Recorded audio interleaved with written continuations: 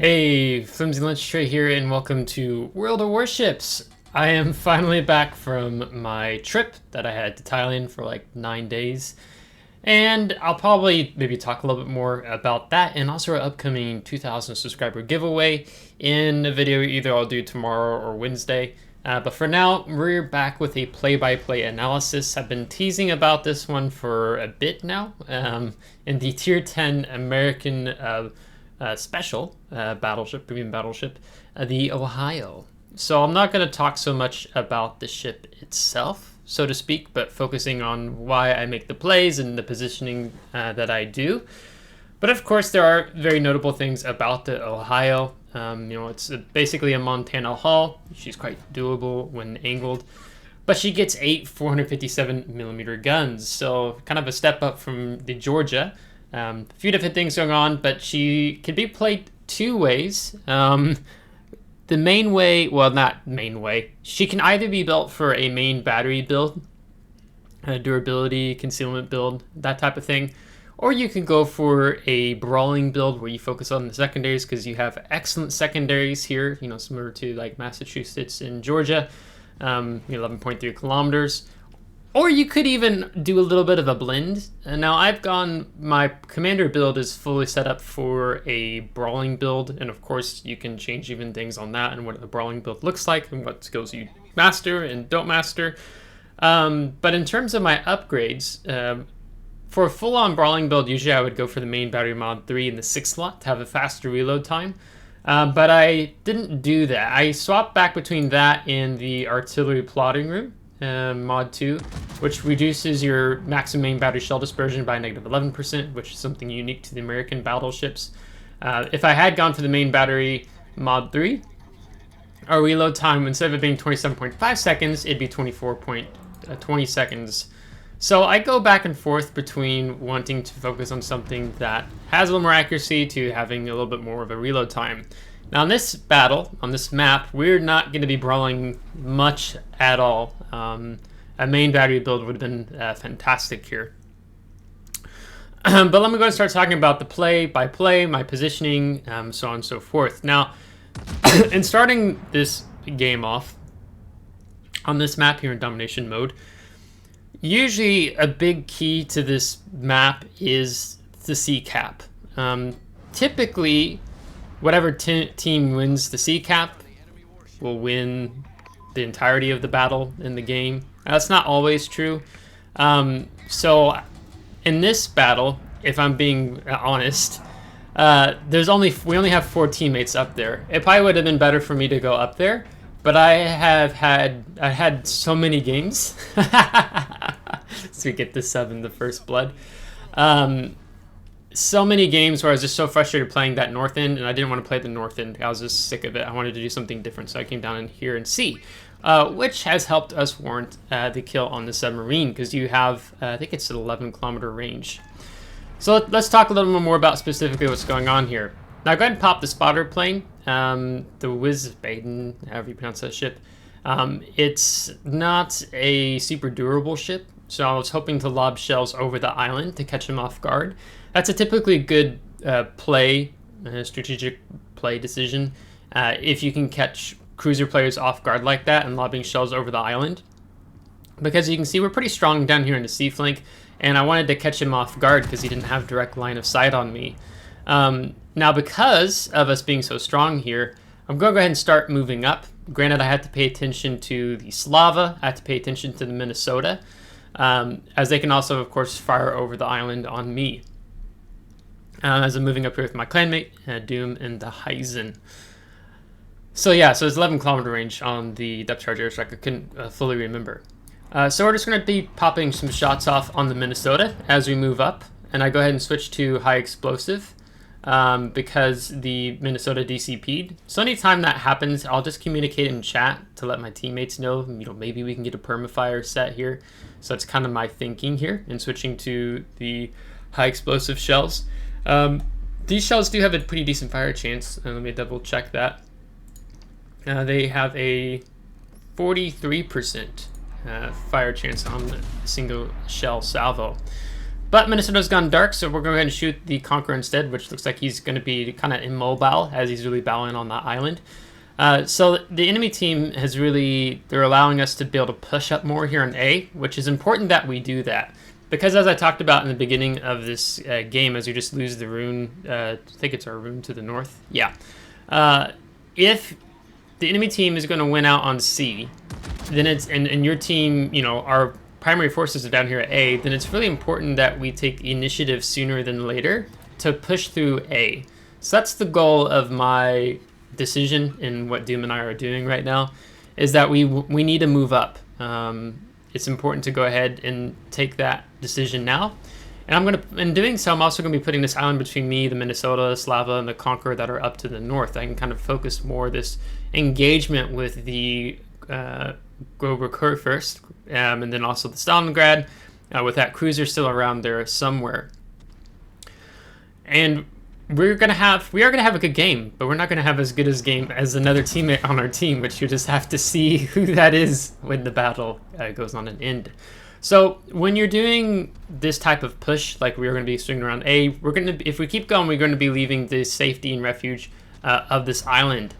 So we really have to be mindful of the attention of where's Conqueror's main battery guns looking, where's Minnesota's main battery guns looking, you know, so we don't get caught off guard and eat a hefty broadside salvo here.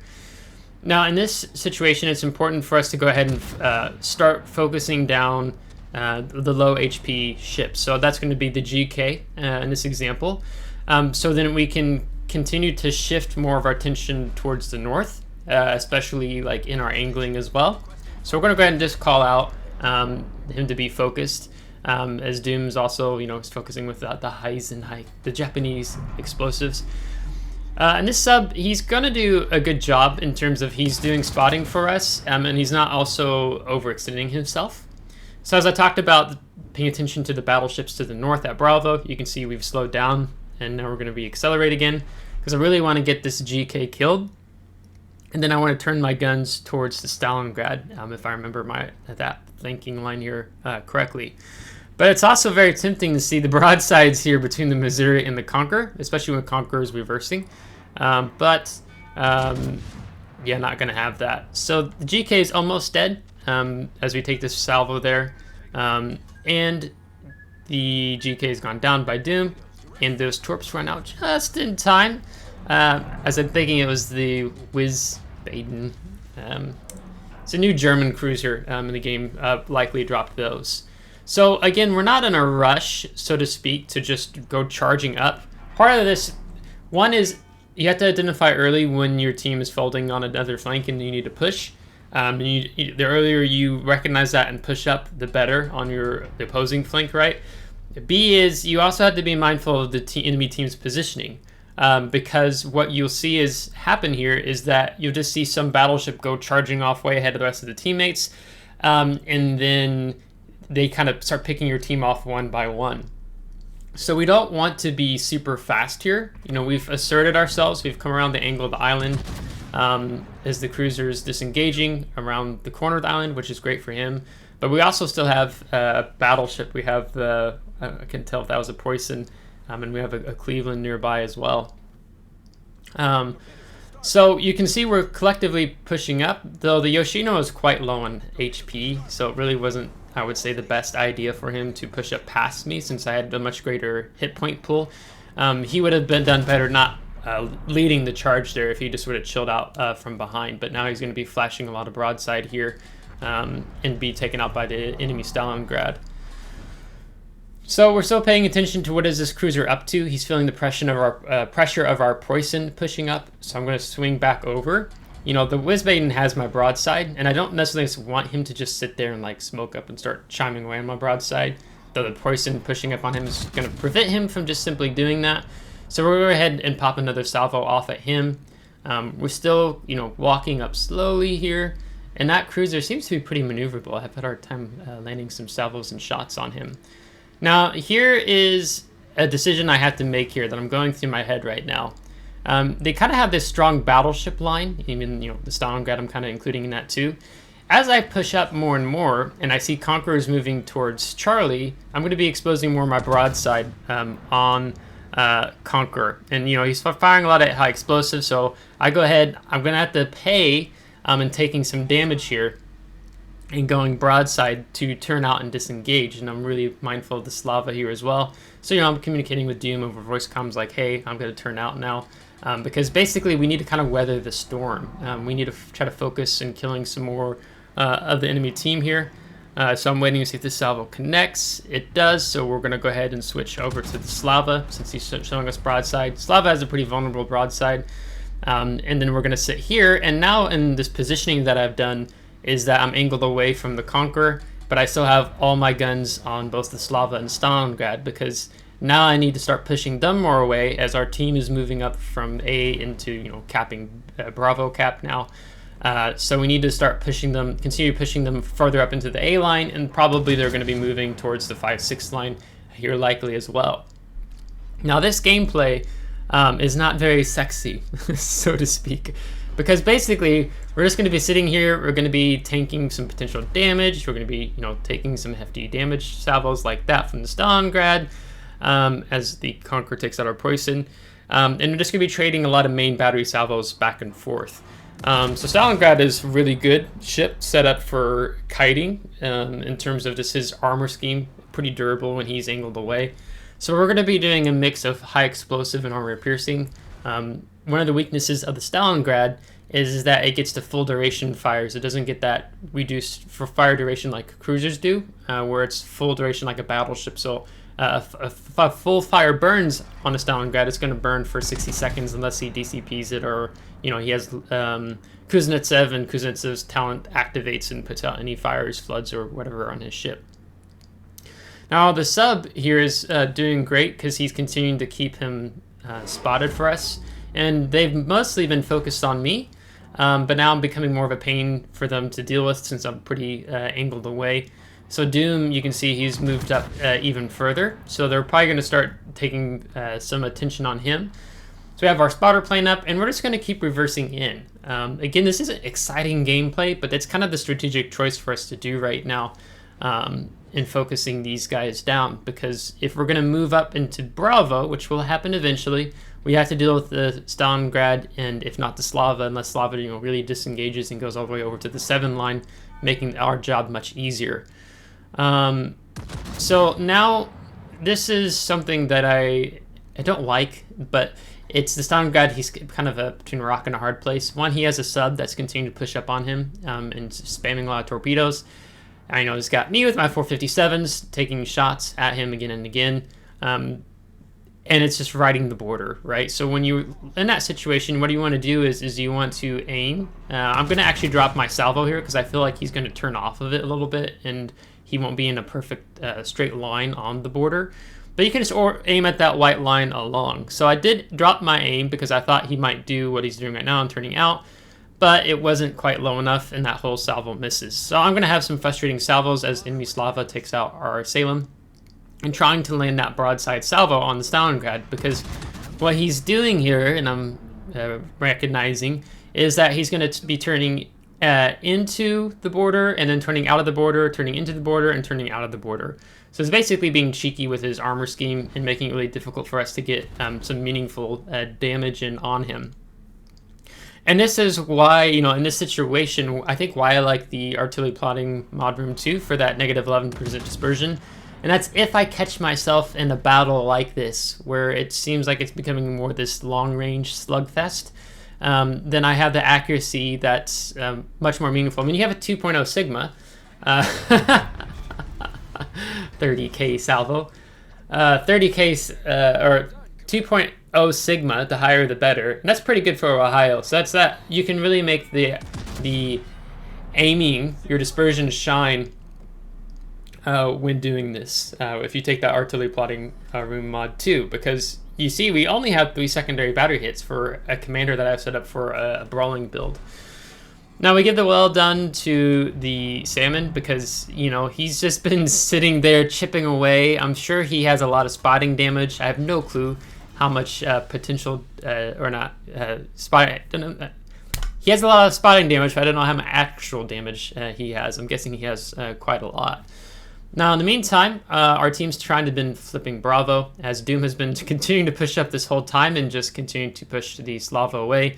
One of the things is you don't have an insanely long range main battery range here on Ohio, so we can only reach out to over, I think it's 7, unless we use spotter planes. So that means I'm going to have to leave Slava to Doom, and I'm going to try to help out our teammates here at Bravo and back in our spawn. So probably would have got the Des Moines there, but it's okay. Yamato takes him out, and at the same time our sub takes out the Slava. So it was a close game, has opened up a little bit more now, but our Cleveland has been forced off the cap. I think he's a little concerned eating torpedoes there. I don't know if he has his Hydra up and whatnot. So basically, I'm going to go ahead and start pushing in, and I'm going to move in more towards Bravo here in a minute. But I want to keep my main battery here on the Minnesota in the Conqueror. Right now, I'm getting shots for free because of the island chain between them and us. So that's working out to our advantage here for the time being, which can be frustrating if you're trying to push in and the enemy team has a lot of spotting from Bravo on you as you move up, because they can just do the same thing and shooting me, but I can't see them because they're all behind the island and they have the actual spotting. But we are detected by the destroyer, which I know he's sitting there in that channel somewhere. So there he is. Looks like he's trying to make a run on our Cleveland, which is an interesting decision. So we'll go ahead and switch to the high explosive after firing the armor piercing salvo. And we get Confederate because we have Halsey here as our commander. So our main battery reload time just dropped immensely, as I need to check what it is. And we also have a Adrenaline Rush kicking in as well, as Cleveland takes him out. So we had the high explosive salvo loaded, so we're probably just going to be keeping it in. And then we go ahead and make the switch. So I think it's around a 19-second reload time we have now, just because of Halsey's Confederate skill in reducing the reload time here on Ohio under armaments. So we can be even more aggressive now. We also slowed down and we turned in. I forgot to mention, because Gearing torpedoing us, which is kind of interesting because he ran out on the Cleveland, so I figured he would have tried to torp Cleveland. But just in case, I decided, let's just go ahead and slow down and turn in. We probably already would have seen those torpedoes if he had torped Cleveland, and he did not. So that was a smart decision. So you don't have to have Hydra to know, what a destroyer player might be thinking. So now it's just 2 enemy ships remaining. We got the Minnesota going down the 10 line. To think, earlier in the game, unless there's 2 Minnesotas, we were shooting at him all the way back here on like F3 earlier in the battle. So he's put some distance on. Now we have to deal with the Brest that's pushing up. So with our 457, we should be able to overmatch him pretty well throughout the entirety of the ship. So we want to move up and protect our Cleveland as we completely car wash that salvo. The Brest is pretty agile, having the engine boost there as well. So not too bad, but he shouldn't be really flashing much broadside to us since his main battery guns are on the front of the ship. So you can see he's rocking the AD key with his rudder back and forth as we pick up next to the high caliber. So we're going to have him in secondary battery range, and for some reason he decides to show a lot of side here, and I think he's trying to get the island between me and him, but with Confederate Halsey on our reload time, that's just not going to be possible for him to do without me just absolutely smashing the broadside there. So our secondaries now getting some more action finally, from very early on in the game to now. So we can keep aiming even towards his bow, because I'm pretty sure, if I remember correctly, we can actually overmatch that here, which we do. We get 4 pins in picking up that kill, and then we're about to near 1,000 hit points. So a lot of this is just, when you do the play-by-play, it's recognizing what is the enemy team doing, how is your team positioned, and how do you position off of that, versus us just Wing in via A all the way up into the beehive that was forming up to the north of the enemy team. We would have died quite early. So going to post-battle results, it's 254,000 damage with general offensive, Brothers in Arms, Confederate, Dreadnought, First Blood on that sub, and the high caliber with 3 kills. And just a pretty good game overall. So yeah, I was pretty pleased with that battle. It was very slow going as a slow burner match. And sometimes you have that in World of Warships where just, you know, you might not be able to push in and have all the brawling action, but it's still a very rewarding game. And if you guessed it was the sub, it was Sub Guy. 3,450 base XP with the built-in base XP booster, and then also he's a tier 8 and a tier 10 game, so it's going to add to his base XP a lot. He took 121,000 damage, almost 2.2 million potential damage, and you can see, of course, you know, most of our damage was wrapped up in the main battery with our guns, and we took out even 25 AA mounts as well. Not that this was a CV match, which that was nice. And here's with premium count, you can see how we landed. So that being said, let's just go ahead and bring this play-by-play analysis to a close. So I have a lot of videos on Ohio. I'll probably just throw one or two here at the end if you want to check those out. It's a great ship, definitely worth investing in out of the Research Bureau. But here you go, battleship positioning on this map, and you can kind of see how this game went here on the Atlantic. So if you liked this video, please give it a thumbs up. If you didn't, give a thumbs down. Subscribe if you want to see more. If you're subscribed, thanks so much. I would appreciate it. Again, we're heading soon to our 2,000 subscribers, and we have a 2,000 subscriber giveaway. I'll give some more details on that tomorrow or Wednesday, from what I've already talked about it. And as always, thank you to my Patreon supporters. Until next time, take care.